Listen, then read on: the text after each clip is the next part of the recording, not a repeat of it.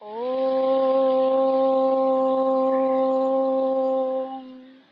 त्वमेव माता च पिता त्वमेव बन्धुश्च सखा त्वमेव विद्या द्रविणं त्वमेव सर्वं मम देव त्वमेव सर्वं मम देव। ओम। आज हम पुनः भगवत कथा के माध्यम से भगवान श्री कृष्ण की जो लीलाओं का श्रवण कर रहे थे उसी श्रृंखला में आज हम देखेंगे कि भगवान किस तरह से इंद्र के घमंड को तोड़ते हैं। तो भगवान तो वत्सल है, भगवान के क्रोध में भी भक्त का उद्धार है और वैसे तो भगवान सब भक्तों का उद्धार करते ही हैं। अगर कोई भक्त कोई उद्दंडता करता है, कोई गलत दिशा में चला भी जाता है तो भगवान हर पल हर क्षण अपने भक्त का कल्याण ही करते हैं। करार विंदे न पदार विंदम मुखार विंदे विनिवेशयन्तम बटस्य पत्रस्य पुटे शयानं बालं मुकुंदम मनसा स्मरामि। भगवान का पालन जो रूप है, बाल रूप है प्रभु का, उस बाल रूप को जो भी देखता है देखते ही रह जाता है। सांवरा सलोना छोटा सा अद्भुत रूप भगवान का। तो ऐसे ही प्रभु की जो गोवर्धन लीला हो रही है, यहाँ पर भगवान इंद्र का मान भंग करेंगे। इंद्र को जो अहम आ गया था, वैसे तो तीनों लोग जिस परमात्मा के अधीन हैं, इंद्र उन भगवान के ऊपर कोप करने के लिए चले हैं। वृंदावन की एक पावन परंपरा थी ब्रज की, जो लोग परंपराएं होती हैं लोग उसको बनाते हैं। तो नंद बाबा तो वहाँ के राजा थे, तो राजा तो प्रजा के अनुकूल हो, वही राजा अच्छा माना जाता है। तो नंद बाबा तो प्रजा के अनुकूल थे। माँ यशोदा मैया गोवर्धन की पूजा आज होनी है, दीपावली के बाद जो होता है, गोवर्धन की पूजा की तैयारी कर रही हैं। सुंदर व्यंजन बन रहे हैं। अब घर में पकवान बने और बच्चा माँ के पास ना जाए, ऐसा नहीं होता। तो यशोदा मैया पवित्र पावनता के साथ स्वच्छता से रसोई को तैयार कर रही हैं। कन्हैया को खुशबू आई, उठे सीधा माँ के पास रसोई में पहुंचे और जो भी व्यंजन रखे थे उन सबको पकड़ पकड़ के देख रहे हैं। यशोदा मैया बोली, लाला किसी वस्तु को हाथ मत लगाइयो। तो बोले, क्यों मैया? आज इंद्रदेव भगवान है, उनकी पूजा होनी है, उसके बाद ही आप खा सकते हो। कन्हैया सब पता था, नारायण। बोले, मैया इसमें से कुछ खाने को दे दो, फिर मैं किसी को हाथ नहीं लगाऊंगा। अब नटखट तो थे ही, माँ को बड़ा परेशान करें। यशोदा मैया ने कहा, तू अपने बाबा के पास जा, आज इनमें से कोई खाने की वस्तु ना मिलेगी। अब छोटे से कन्हैया चले गए, पता तो सब था ही। वो तो एक बाल रूप ले करके जो नंद बाबा यशोदा मैया हैं, उन्हें अपने वात्सल्य रूप का आनंद दे रहे हैं। छोटी छोटी मधुर मधुर लीलाएं कर करके माँ बड़ा रींचती हैं उनको देख करके। बाबा के पास पहुंचे, बोले, बाबा आज मैया व्यंजन पका रही है, किस चीज की तैयारी है ये? नंद बाबा ने बड़े प्यार से पास में बिठाया लाला को, सारी घटना समझाने लगे कि इंद्रदेव हैं, बहुत परंपरा से अपने यहाँ ये पूजा चलती है लाला, आज उसी की पूजा है। अब लाला बोले, बाबा इंद्र देवता हमको क्या देते हैं जिसकी वजह से आप उनकी पूजा करोगे? बाबा बोले, लाला इंद्रदेव भगवान प्रसन्न होते हैं तो वर्षा होगी, और वर्षा होगी तो घास उगेगी, और घास हरी भरी होगी तो हमारी गैया चरेंगी, और गैया चरेंगी तो गाय स्वस्थ होंगी, उनसे हमें दूध मिलेगा, मक्खन मिलेगा, दही मिलेगा, सब मिलेगा। अब तो बाबा बोले, तो आज गोवर्धन पूजा होगी, उसके बाद ही भोग मिलेगा लाला। बोले, ना बाबा, अगर पूजा करनी है तो गोवर्धन भगवान की पूजा करो, तो साक्षात आपकी गैयन के लिए घास उगाते हैं। गोवर्धन पर्वत था। तो बोले, बात तो सही कही लाला ने। अब बाबा जल्दी बात मान लेते थे। यशोदा मैया तो यशोदा माँ ना मानी। गोवर्धन पूजा की तैयारी हो रही है, सभी ब्रजवासी लगे हुए हैं 56 भोग बनाने के लिए। अब ये पर्वत कौन है, इसकी कथा पहले सुन लेते हैं। जो गोवर्धन की पूजा भगवान करने के लिए कह रहे हैं, ये वही गोवर्धन पर्वत है।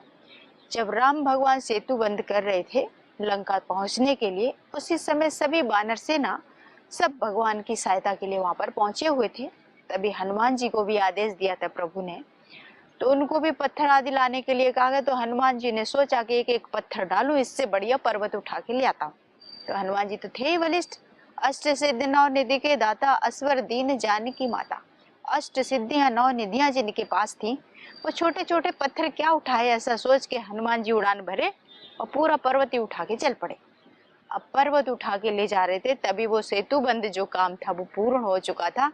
भगवान ने आदेश भिजवाया कि हनुमान जी को बोलो जो पर्वत जहां पर लेके पहुंचे वहीं पर विराजमान कर दें, अब आवश्यकता नहीं है। हनुमान जी को सूचना दी गई। अब वृंदावन में पहुंच चुके थे हनुमान जी लेके, वहीं पर ब्रज में उसको स्थापित कर दिया। अब ब्रज में जब रखा तो पर्वत तो बड़ा खुश, क्योंकि जो भी जड़ चेतन भगवान की सेवा में लगे अपना सौभाग्य समझते। ऐसे ही जब सेतु बंद वहां पर होगा पूर्ण, और वहीं पर पर्वत को विराजमान कर दिया, तो बोले कि अब आपकी सेवा पूरी हो चुकी। तो गोवर्धन को बड़ा दुख लगा। बोले कि ये तो काम ठीक नहीं है भगवान, आप तो हमें प्रभु के चरणों में ले जाने वाले थे, अब मेरा तो दुर्भाग्य हुआ। तो भगवान ने आदेश भिजवाया कि ऐसे ऐसे है।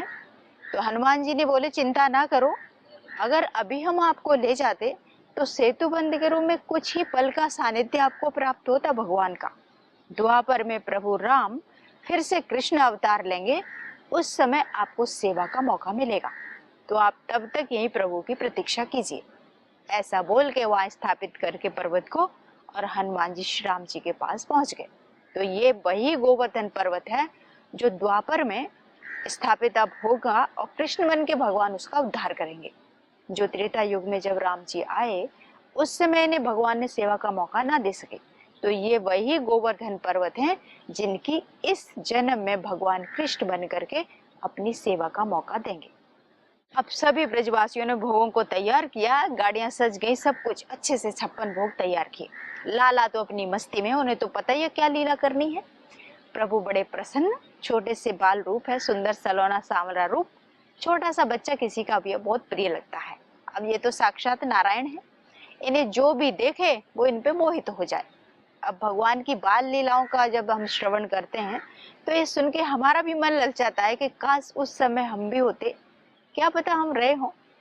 तो हमारा कोई एक जन्म तो है नहीं, कई जन्म हुए हैं। भगवान की लीला हर वक्त किसी न किसी रूप में होती है। सारे ब्रजवासियों ने भोग को गाड़ियों में सजा लिया और गाड़ी तैयार करके गोवर्धन की ओर चल पड़े। सब ने अपना अपना जो जो पकाया गोवर्धन की तलहटी में ले जाके रख लिया। अब सब पूछने लगे कि लाला, अब ये एक बड़ी बात है कि उस समय जो एक परंपरा चल रही थी इंद्र भगवान की पूजा की, वो प्रभु ने बंद कराई, और गोवर्धन की पूजा के लिए जब बात कही तो सबने उनकी बात को स्वीकार कर लिया। अब गोवर्धन की पूजा तो पता नहीं कैसे करें। सब बोले लाला, तेरा गोवर्धन तो इतना विशाल है, जाके पूजा करे कैसे।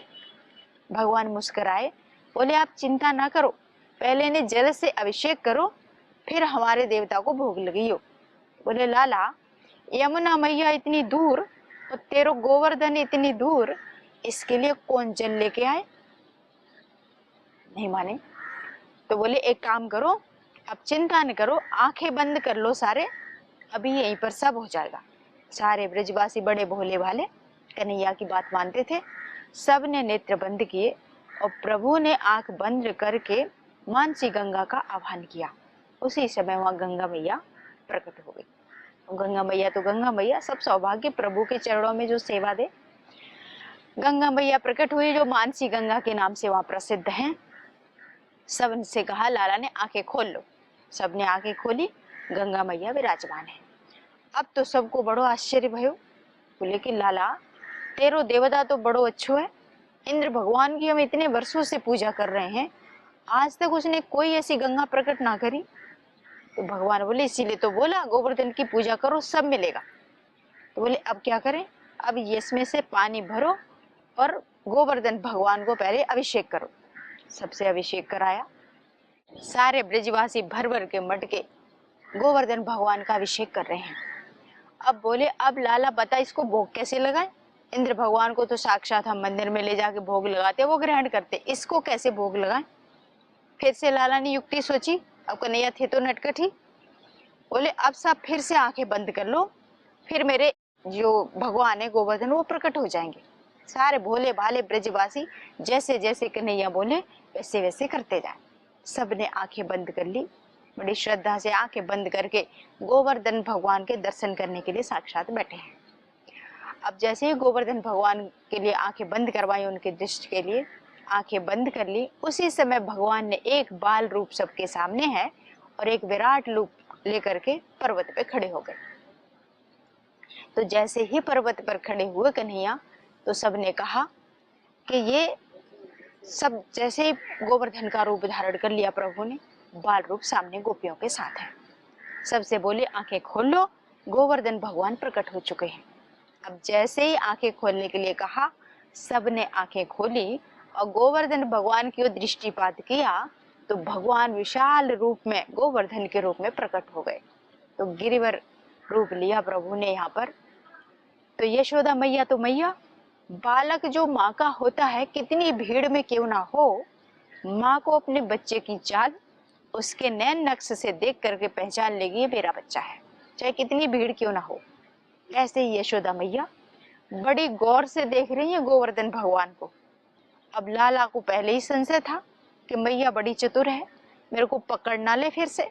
अब जो सोच रहे वही हुआ। यशोदा मैया कभी गोवर्धन भगवान को दर्शन करे, कभी कन्हैया को देखे। बोली लाला एक बात बता, तेरो देवता है तो बड़ो दयालु, थोड़ी सी प्रार्थना करने से तुरंत प्रकट है गयो। बोले हाँ।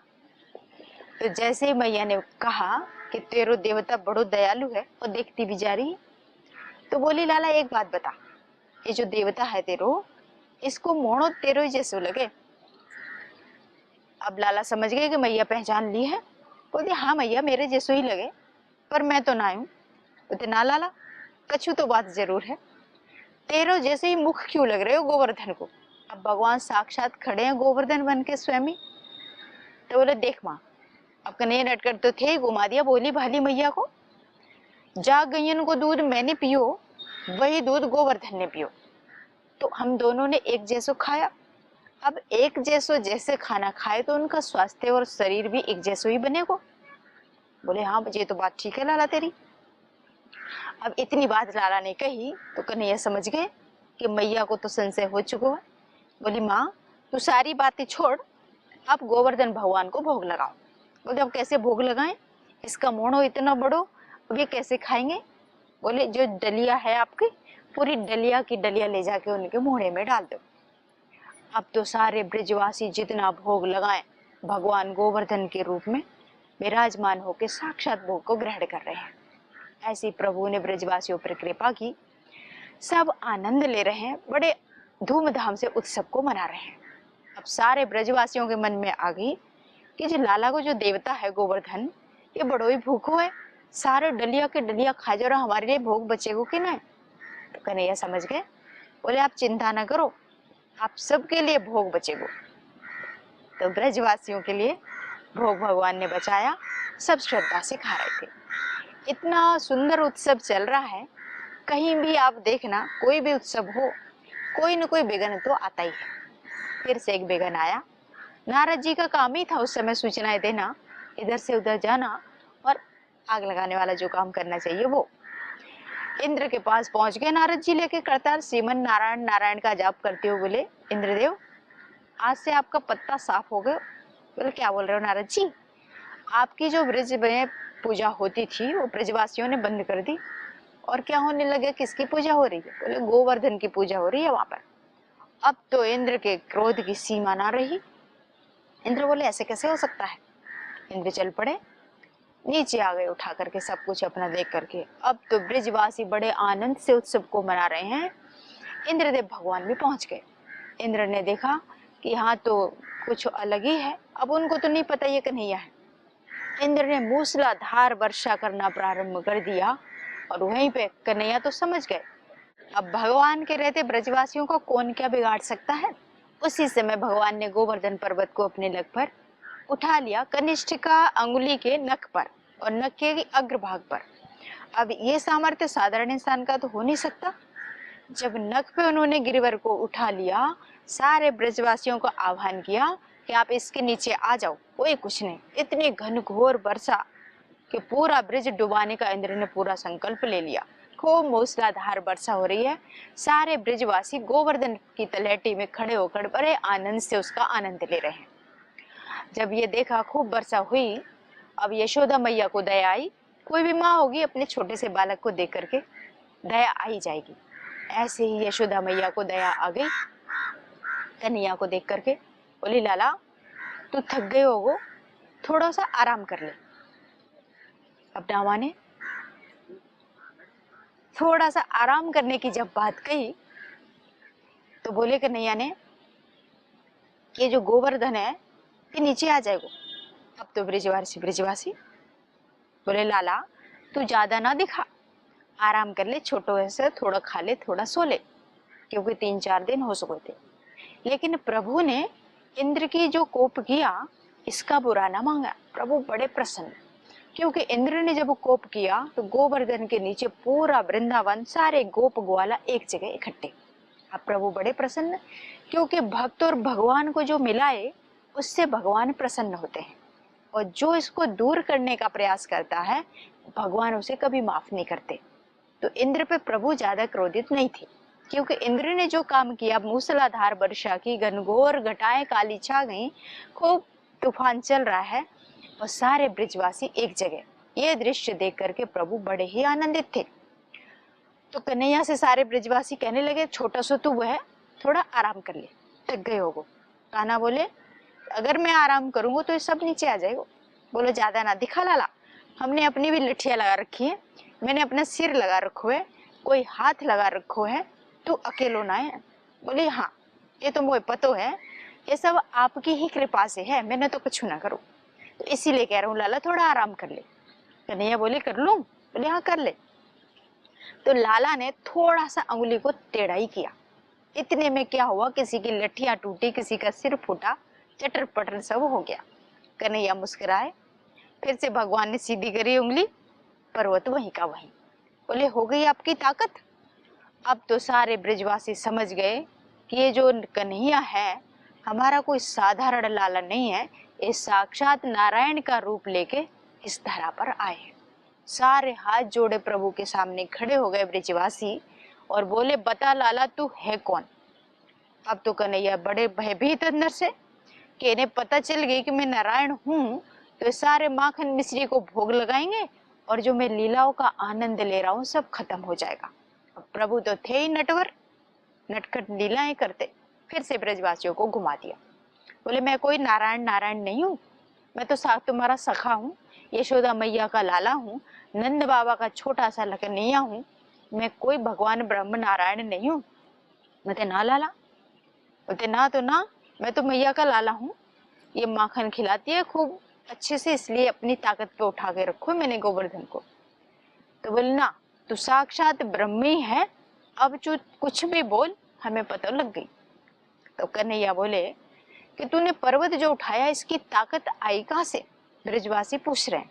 कान्हा बोले, कछ माखन को बल बढ़ो, कछ गोपन करी सहाय, श्री राधे जू की कृपा से मैंने गिरिवर लिए उठाए।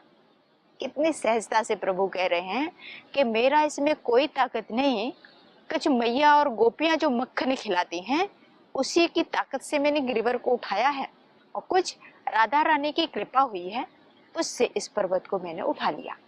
ऐसी सहजता और सरलता से प्रभु अपने जो भी भक्त हैं वृंदावन में सबको बता रहे हैं। अब प्रभु की ऐसी बात को सुना तो सारे भोले भाले ब्रिजवासी फिर से मान गए। बोले, ऐसा कौन सा मंत्र है लाला, जो माखन तो हम भी वही खाएं पर तेरे जैसी ताकत कोई नहीं है। तो कन्हैया बोले, मेरे पास एक मंत्र है, उस मंत्र को जब मैं बोलता हूँ तो वो सारी शक्ति मेरे पास आ जाती है। तो बोलो, हमें भी बताओ। कहते, ना ऐसे सबको मंत्र ना बताया जाए। उसी समय एक अद्भुत घटना घटी। जब कन्हैया पर्वत लेके खड़े हुए थे, एक गोपी थी नई नवेली। उसी समय ब्रिज में एक गोप की शादी हुई कि नई नवेली दुल्हन वृंदावन में आई। उसकी माँ ने पूरी तरह समझा के भेजा पहले से ही कि वृंदावन में एक छोटा सा नटखट बालक है, तो उसका मुंह कभी ना देखियो, उसका मुंह जो भी देखता है बावला बन के उसके पीछे घूमता है, ना अपना मुंह दिखियो और ना उसका देखियो। गोपी पूरी तरह समझी थी, माँ ने समझा के भेजा है। बोले ठीक है। अब गोपी आ गई। कोई एक परंपरा होती है लोगों की, कोई नई दुल्हन आती है तो उसका मुंह दिखाना, वो सब परंपराएं चलती हैं। वृंदावन में भी ये था। तो कन्हैया गए, नई गोपी आई, उसको देखने जाएंगे, बड़े प्रसन्न होके जा रहे हैं प्रभु। तो बोले गोपी का मुंह देखने के लिए गए। अब गोपी को पता चल गया ये वही है जिसके लिए मना किया था। इधर सासू माँ ने अच्छे से समझा दिया, ननद ने भी समझा दिया। वो चाहे कितना ही जबरदस्ती करे, ना अपना मुंह उसको दिखियो और ना उसका देखियो। अब गोपी ने ये चीज अच्छे से रट ली। भगवान पहुंच गए दर्शन करने के लिए। गोपी से कहा, गोपी अपना मोड़ो दिखा। वो बोली ना, ना मैं तारो मोड़ो देखूं और ना अपना मोड़ो दिखाऊं। जब ये बात कही तो कन्हैया को बड़ा खराब लगा। भगवान ने खुद से उसका घूंघट उठाने की कोशिश की तो उसने कन्हैया का हाथ झटक दिया। अब छोटे से तो बालक थे ही, बाल रूप प्रभु का। भगवान को बड़ा खिन्नता आई। प्रभु ने उसी समय गोपी से कहा, आज के बाद गोपी थारो मोड़ो में ना देखूं और ना अपना मोड़ो तो दिखाऊं। रुष्ट हो गए भगवान और रुष्ट होके चले आए थे। तो कन्हैया जब नख पे गिरवर लेको खड़े हुए थे तो उसी समय वो सारे ब्रिजवासी इकट्ठे थे ही।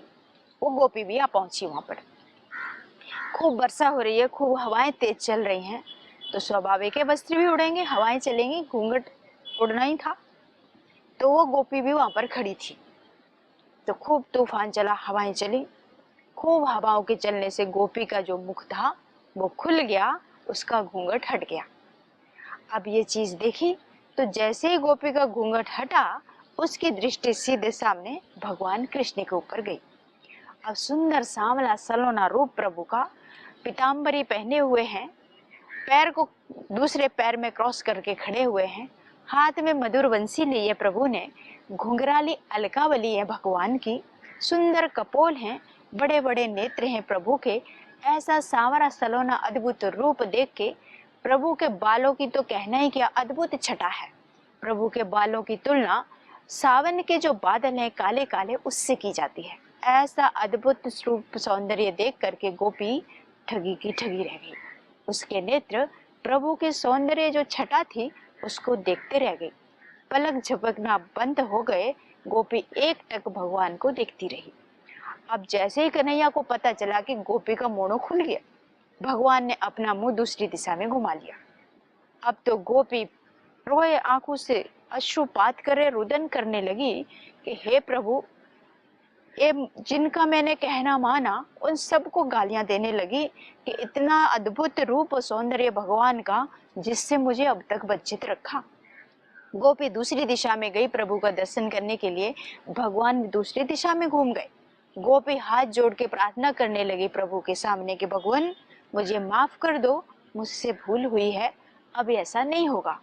प्रभु बोले, गोपी तूने जो गलती की है वो तो भोगना ही पड़ेगा, कर्म को फल तो भोगना पड़े। तूने जो व्यवहार मेरे साथ किया उसका फल तो भोगना ही है। इस जन्म में तो ये मोड़ो ना दिखे, अब दोबारा तुम जन्म लोगी।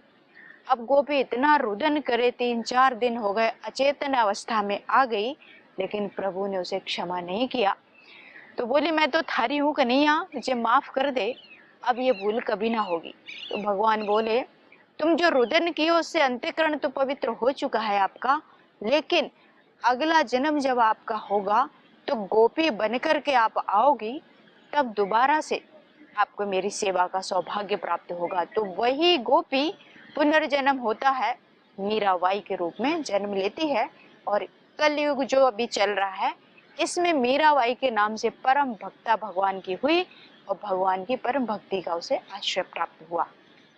ऐसे ही जो इंद्र ने कोप किया भगवान ने, तो भगवान ने इंद्र को भी माफ किया, क्योंकि भक्तवत्सल है।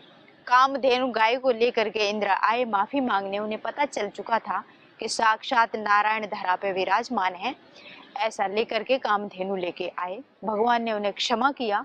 इसका मुख्य कारण यही था कि इंद्र ने जब कोप किया तो सारे ग्वाल वाला प्रभु के नजदीक आए, और ब्रह्मा ने भी ऐसे ही लीला की थी। जब ग्वाला और गोपियों को, सबको जो थे, उन्हें अपने इंद्रलोक में लेके चले गए, तो भगवान को कई वर्षों तक उन ग्वालों से अलग कर दिया। उन्हें भगवान ने क्षमा नहीं किया। इंद्र को माफ किया भगवान ने। इस तरह से इंद्र के अहंकार का जो था उसका मर्दन करके प्रभु ने कृपा दृष्टि की।